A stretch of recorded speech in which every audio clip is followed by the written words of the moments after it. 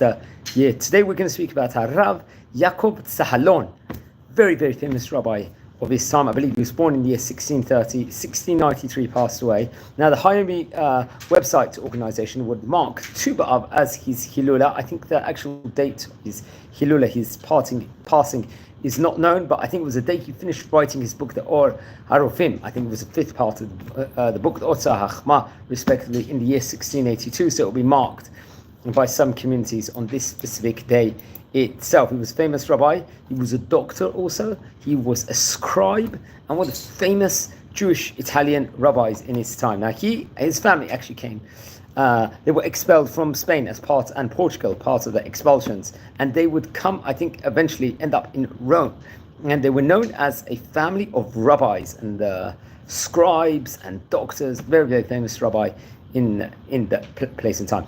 He would actually study medicine in the University of Rome, and I think he would finish his studies in the year 1656. He would have been about 26 years of age at that stage in time when he would finish his studies, and he would participate in taking care of patients and working in organization of the community, I think. And unfortunately, I think there were plagues that were spreading throughout Italy and possibly even let's say, the more ghetto parts of Italy at that stage in time. So he was very, very important, and he had to do a lot of work within regards to that sphere. Let's just say the Jewish community lived, I think, in a specific ghetto in Rome. I think it was. He would author a tefillah, a prayer.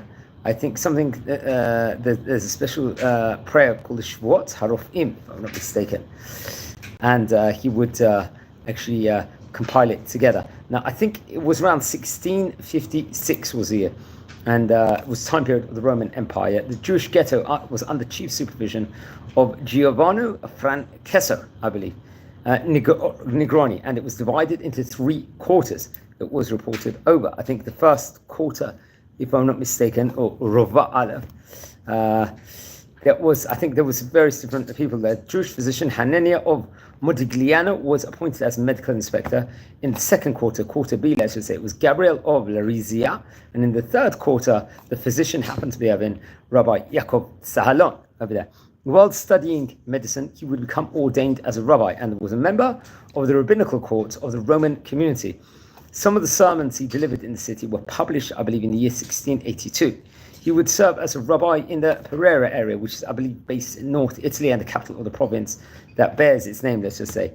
And in Rome at that point in time, there was a little robust discussion, and I think he would spend a window of time there, and eventually he had a strong desire to go close to Venice. Venice at that point in time had a big printing press over there. That might have been seemingly one of the reasons why he would want to be close to Venice, because his books would be printed there afterwards. The sermons delivered in Pereira was also published.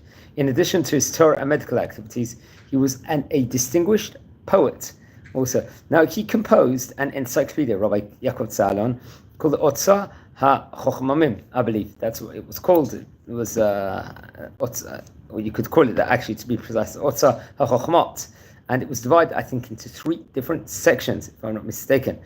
I think these different sections will be divided into different names. I think the third one was titled Otzar HaChayim, if I'm not mistaken. That would grapple with the sphere of medicine, preserve them, and that was published, I believe, in Venice in the year 1683, so it would have been about 53 years of age at that stage in time.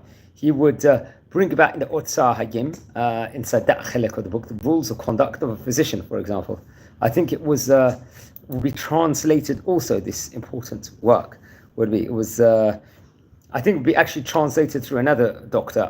I think Rabbi Abraham Schutz, a person we've spoken about on various occasions before. He was a Sofar. He was actually born in Portugal himself. He was the author of various different works, including Toldot HaRefuah, and that actual his book of Rabbi Zachut, Abraham Zachut, would actually be divided into 12 volumes over there. Very, very interesting enough, and much was said and chronicled within regards to it. I think he quoted Rabbi Abraham Zachut. I think he was Rabbi, actually, Abraham, but I have to double check on that, but he quotes about it. Now, I believe Rabbi Tzahlon passed away in Ferrara in the year 1693. His son was Rabbi Mordechai Tzahlon. I think he himself passed away in 1741. He was also a rabbi and a physician in Pereira. So really continuing, let's just see, this rabbinic dynasty, you can say, of the Tzahlon family. He was a famous rabbi. He authored, actually, his son did, the Megillat Naharot and the Metzitz Umalitz Torah colossal works.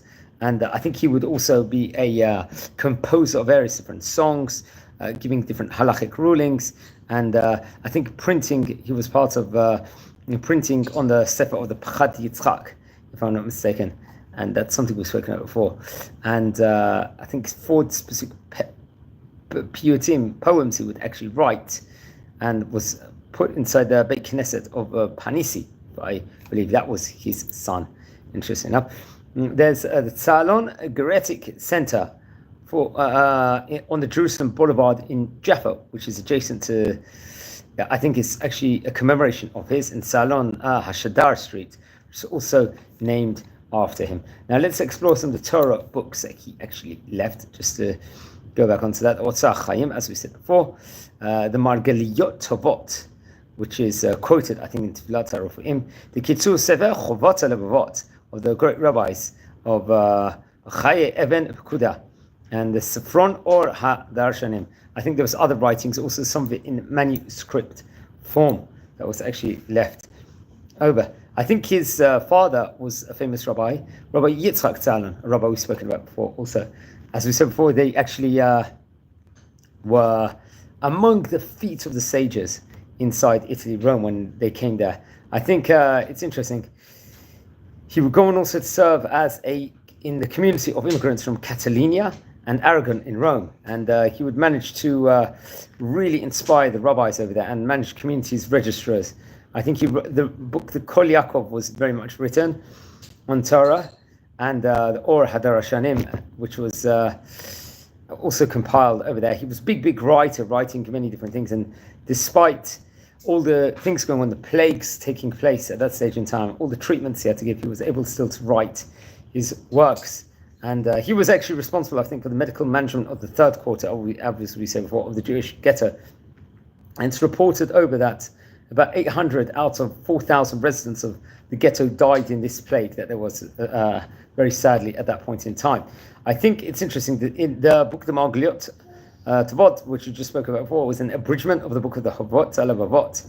And at the beginning, he published special prayers on several matters, prayers he would compose for various different doctors, rabbis, fathers for the sons, and mohelim, I believe, respectively. It was actually in 1680 he moved to Pereira, and he would serve as a city rabbi over there at that stage in time, and which is very interesting. So it was 1683 when he published his book in Venice called Otzar Chaim, and he passed away, as I said before. It was in 1693. We're not sure on the exact date when he passed away, so that is something we're not too sure. And he wrote various other books. Let's explore some of the highlights of the book that he wrote, just using notes from the Hayomi website over here. Rofé lo yikabel schar, ma'anienim v'krovim v'ohavim ka'achim. This is one of the teachings he has in the Otzar Chaim. Naturally, that was printed in the year 1683, as we said on the onset of this video over here. Okay, so let's explore more teachings of his. Another one, מלמד להקל כובד מסע החוכמה מעל מעיין והלומד. This comes from Kol Yaakov, I think, from the 12th page over there. Another teaching, מלמד תפילה על המזונות בזמן בצורת וברעב. This is from Margaliot Tovot, I think actually come from page 10, the second chelek of that part, respectively. Now, let's have a final teaching. מלמד שלא יאמר כל הדורש ממה שכתוב בספרים. This comes, I think, from the Kol Yaakov, from page number 7. This specific teaching has over there. So that is very interesting. He was a famous rabbi of his time. We've spoken about many great Italian rabbis from that area, especially during the Rome in the 1600s and 1700s, respectively. And he very much was part of that great cluster of Rabbanim of that stage in time. So very interesting. Please, friends, we are community. We are learning about famous rabbis of yesteryear from Ottoman countries, from the Spanish countries, from the North African countries, Asian countries. We are exploring, and we're trying to learn about all different happenings that actually occurred at that various different stages of time. So please subscribe to the channel. We're nearing a staggering 7,000 subscribers, which is a phenomenal achievement. If you descend from any of the rabbis we are speaking about, please send me a message. I would love to hear more information. I really, really appreciate it.